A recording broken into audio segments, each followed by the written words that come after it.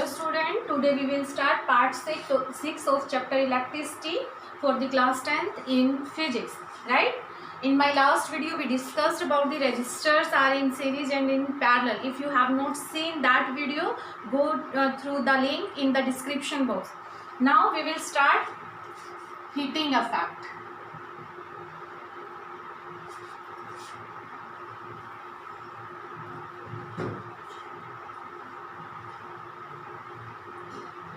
Heating effect due to flow of electric current.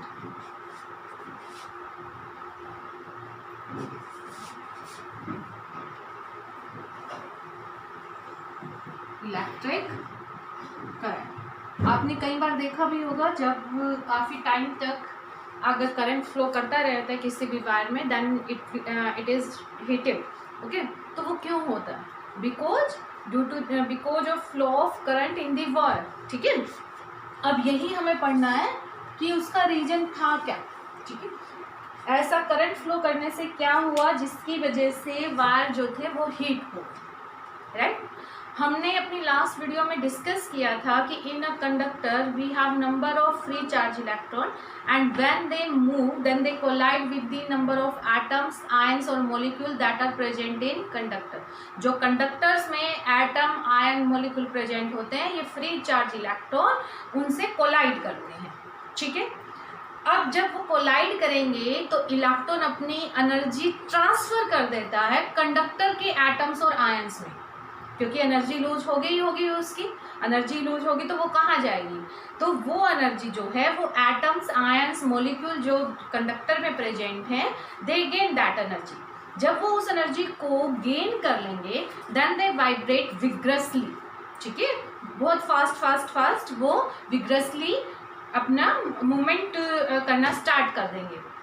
Okay, you can say that they oscillate. Okay, तो जिसकी वजह से उन atoms, ions की एनर्जी जो है वो इंक्रीज हो जाती है. कौन सी एनर्जी इंक्रीज होगी? काइनेटिक एनर्जी इंक्रीज होगी.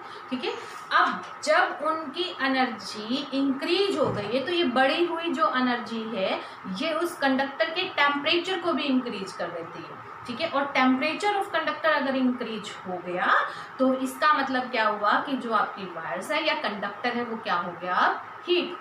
राइट स्टूडेंट, आई होप कि आप सबको समझ आया होगा. फिर से एक बार बता देती हूँ. ठीक है, when the free electron collide with the atoms, ions, molecules which are present in the conductor, then they transfer their energy to the atoms, ions or molecule.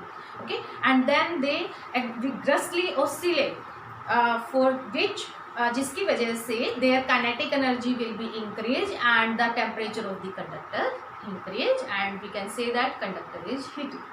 ठीक है, तो ये था हमारा heating effect due to the flow of electric current. ठीक है, electric current क्यों लिखा मैंने यहाँ पर? फ्री चार्ज क्यों नहीं लिखा? क्योंकि इलेक्ट्रिक करंट भी किसकी वजह से है? Due to the free charge motion की वजह से. राइट स्टूडेंट, अगर फ्री चार्ज मोशन ही नहीं होगी तो इलेक्ट्रिक करंट भी फ्लो नहीं होगा, तो बात दोनों में सेम ही है.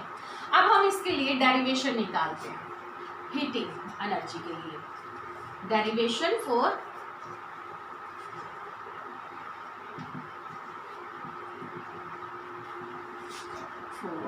Heat energy.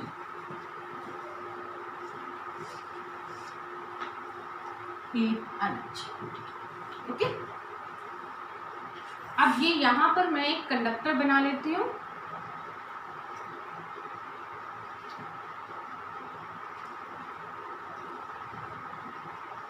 ये बैटरी लगा दी हमने. ठीक है, negative terminal negative charge particle को पुश करेगा. ठीक है, रिपेल करेगा तो इलेक्ट्रॉन आपके इस तरफ मूव करेंगे.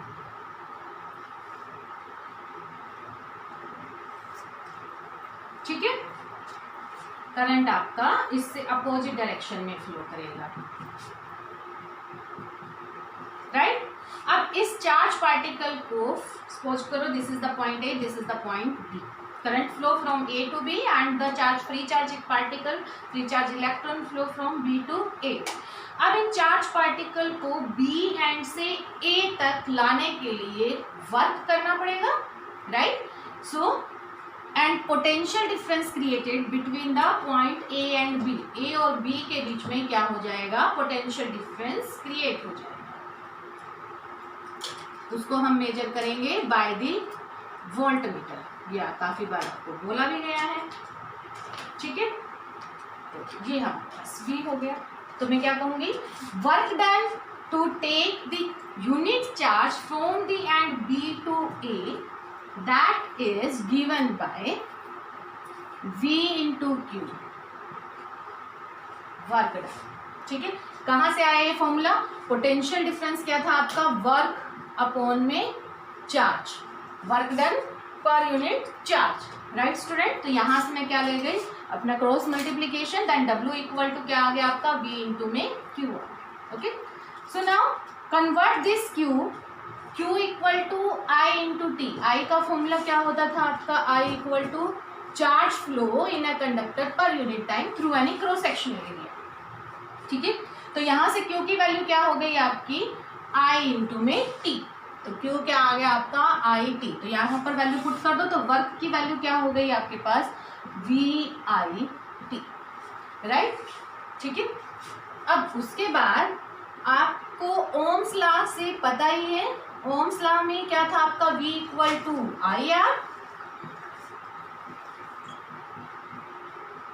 ठीक है। ये वैल्यू पुट कर दो, तो यहाँ पर वर्क डन क्या हो जाएगा आपका, I इंटू R इंटू में I इंटू में T, means this will be equal to I square R।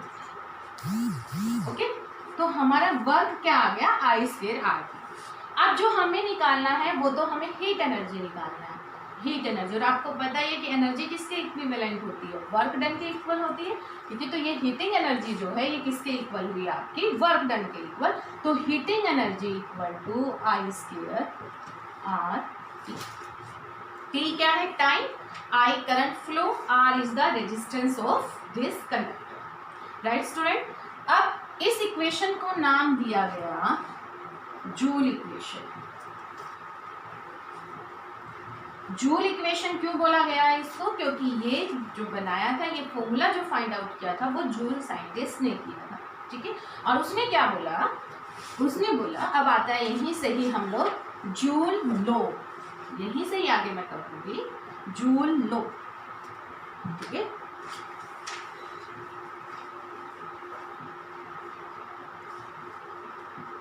Joule laws of heating, ठीक है। तो जूल ने क्या बोला कि जो हीट एनर्जी है डायरेक्टली प्रोपोर्शनल टू किसके आई, यहाँ से इस फॉर्मूले में आप खुद भी देख सकते हो, I square, and also directly proportional to R, also directly proportional to T, ठीक है। So H directly proportional to I square R T, H equal to K I square R T। K is a constant, और यहाँ पर जो K की value है वो क्या आती है, वो 1 होती है। तो H equal to I square R T, K constant और वैल्यू क्या आती है इसकी, 1, राइट। तो ये हमारे पास निकल के आ गया Joule laws of heating and also the Joule equation, right. यहाँ तक आई थिंक किसी को दिक्कत नहीं होनी चाहिए। If you have any problem, if you have any doubt, then send your doubt in the comment box, okay. Now unit of heat energy, unit of heat energy. Heat को क्या बोला हमने,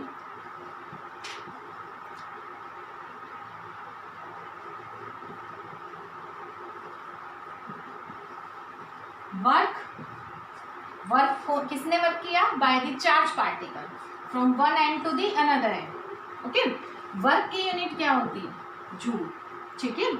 तो हीट एनर्जी की unit क्या गई आपके पास, H की यूनिट जूल, राइट।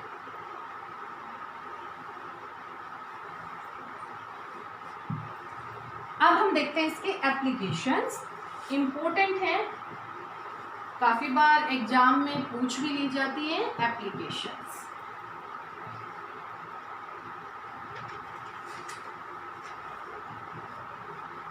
ठीक है, सबसे फर्स्ट एप्लीकेशन में लेके चलती हूँ। Electric heater and electric iron and water heater etcetera work on the heating effect. देखिए, इलेक्ट्रिक हीटर, इनका रीजन भी देना, ऐसा क्यों होता है। Electric heater, electric iron,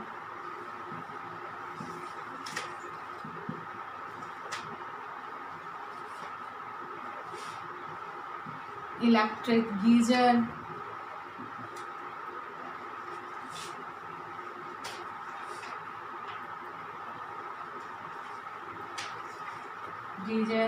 etc. work on heating effect। Light तो ये लोग एमिट करते नहीं है, ठीक है। ये इंस्ट्रूमेंट ऑन हीटिंइफेक्ट कैसे करते हैं ये देखिए, ठीक है, इंपॉर्टेंट है। साथ में इसी के साथ एक क्वेश्चन और ऐड आ जाता है कि they work on the heating effect but the wire connecting to the conductor, ठीक है, ये to these appliances are not heated, ठीक है। ये हीटिंग इफेक्ट पे काम कर रहे हैं बट इनसे जो वायर अटैच है आपकी प्लग तक वो हीट नहीं है, ठीक है। तो उसका क्या रीजन है, इनका मैं दोनों का मिक्सअप लेके चलती हूँ आपका, ठीक है। इनमें जो हम एलिमेंट यूज करते हैं लाइक नाइक्रोम,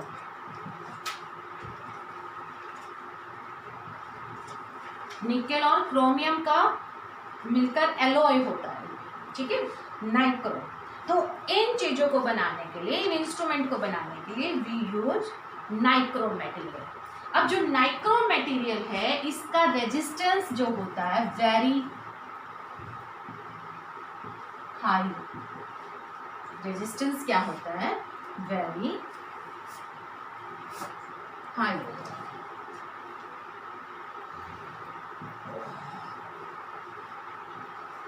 अगर रेजिस्टेंस बहुत ज़्यादा है, रेजिस्टेंस बहुत ज़्यादा है तो एच भी क्या हो जाएगी, हीट एनर्जी भी क्या हो गई, हाई, ठीक है।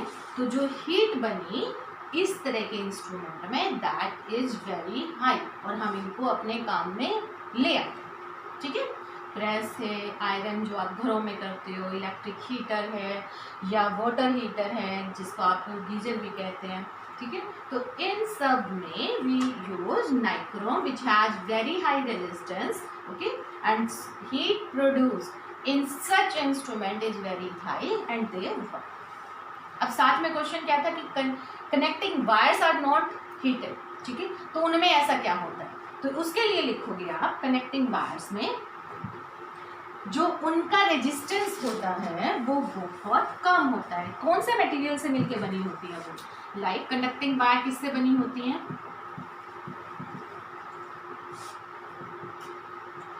कंडक्टिंग वायर वो होती है कॉपर, एल्यूमिनियम, ठीक है, इस तरह के सब्सटेंस से बनी हुई होती है। इनका रेजिस्टेंस क्या होता है, आर, लो होता है। रेजिस्टेंस अगर लो है तो हीट भी क्या हुई, प्रोड्यूस, कम प्रोड्यूस हुई, तो एच क्या हो गया आपका, लेस, ठीक है। सो दे आर नॉट हीटिंग, ठीक है, नोट डाउन कर लो, इंपॉर्टेंट क्वेश्चन है, कंसेप्चुअल क्वेश्चन है, एग्जाम के लिए very very important, okay. Next जो है, नेक्स्ट हम लेके चलते हैं second application, electric bulb is glow when electric current flow through the filament. अब इसमें देखते हैं,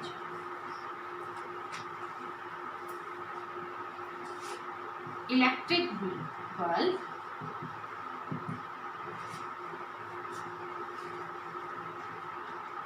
is glow इनको रीजन के साथ करना है, सिंपल एक लाइन में नहीं करना है, क्योंकि रीजन ही इनके इम्पोर्टेंट है। Electric bulb is glow when electric current flow through the filament.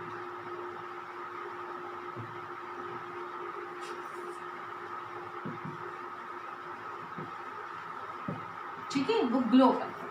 अब जो इलेक्ट्रिक करंट आपका फिलामेंट में से फ्लो किया, ये फिलामेंट जो है वो टंगस्टन का बना होता है, टंगस्टन, जिसका मेल्टिंग पॉइंट जो है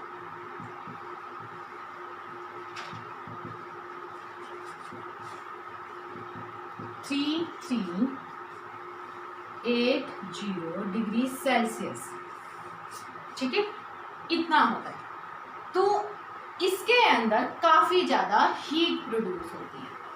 ठीक है, काफ़ी ज़्यादा हीट प्रोड्यूस होती है। और जो ये इलेक्ट्रिक करंट आपका फिलामेंट में से पास किया, फिलामेंट में से फ्लो किया, काफ़ी सारी जो एनर्जी है वो हीट अफेक्ट या हीटिंग में ही चली जाती है। जो लाइट के फॉर्म में ये इलेक्ट्रिक करंट आपका कन्वर्ट हुआ, that is a small part of energy. इसीलिए आज आप लोगों ने, आप घरों में देखते होंगे बल्ब हम लोग यूज़ नहीं करते हैं, हम लोग एलईडी बल्ब यूज करते हैं। ठीक है, तो क्यों करते हैं, वो रीज़न यही है। ये क्वेश्चन इसी तरह से आता है कि इलेक्ट्रिक बल्ब जो है वो हम क्यों नहीं यूज करते हैं। तो क्वेश्चन क्या आएगा, आंसर क्या आएगा, because maximum amount of energy is converted as the heat energy and a small part of the electric current is converted into the light। तो इसका मतलब जो फिलामेंट है वो दोनों ही अफेक्ट देता है हमें, लाइट और प्लस में हीट एनर्जी। ठीक है, ये बहुत कम, ये आपकी लेस कन्वर्ट होती है एनर्जी, और इसमें आपका मैक्सिमम पार्ट। ठीक है, क्लियर। तो इसीलिए अब हमने क्या कर दिया, बल्ब को, इलेक्ट्रिक बल्ब को कन्वर्ट कर दिया है एलईडी में अपने घरों में। Third, electric fuse be used in the electric circuit at our home appliances या एट आवर होम। देखा ही होगा इलेक्ट्रिक फ्यूज।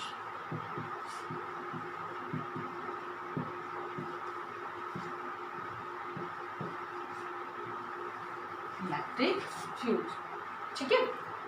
इलेक्ट्रिक फ्यूज क्या करता है, it save the electric circuit to burn out. क्यों, सपोज करो कि इलेक्ट्रिक करंट ज़्यादा आ गया, इलेक्ट्रिक करंट मोर, सपोज किया हमने मोर, ठीक है, तो हीटिंग इफेक्ट भी क्या हो जाएगा,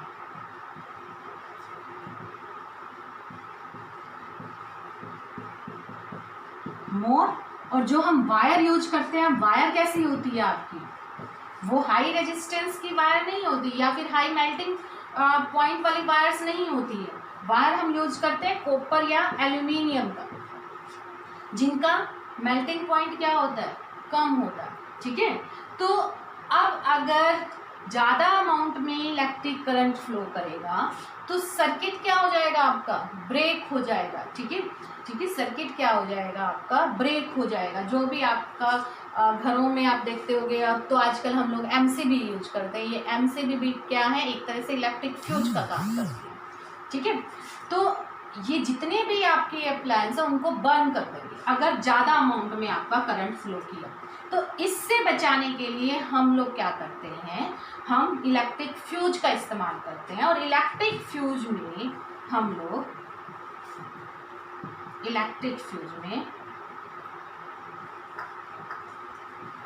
हम लोग जो वायर यूज करते हैं वो ऐसी वायर यूज करते हैं जिनका मेल्टिंग पॉइंट क्या है, बिल्कुल ही स्मॉल है। तो जैसे ही करंट ज़्यादा फ्लो किया तो ये जो वायर है, ये जो इलेक्ट्रिक फ्यूज है, वो मेल्ट हो जाएगा और सर्किट को ब्रेक कर देगा। दोबारा सुन लो, इलेक्ट्रिक फ्यूज क्या हो जाएगा, वो मेल्ट हो जाएगा और सर्किट जो है वो ब्रेक हो जाएगा। सर्किट जैसे ही ब्रेक हुआ तो उस सर्किट में आगे जितने भी अप्लायंसेस, चाहे वो आपका हीटर है या आपकी मिक्सी है या वॉशिंग मशीन है या बल्ब है, ठीक है, टीवी है, उनको बर्न होने से सेव करेगा, राइट। तो electric fuse which save the electric appliance in the circuit, why, कब या व्हेन, ठीक है, when the electric current flow in the wires is more. Okay, so we use the electric fuse which is made by the wire like the copper, aluminium, whose melting point is very low. ठीक है, when electric current is more, then this fuse bar is melt, okay, and then save the other electric appliance which are connecting in the electric circuit. Okay.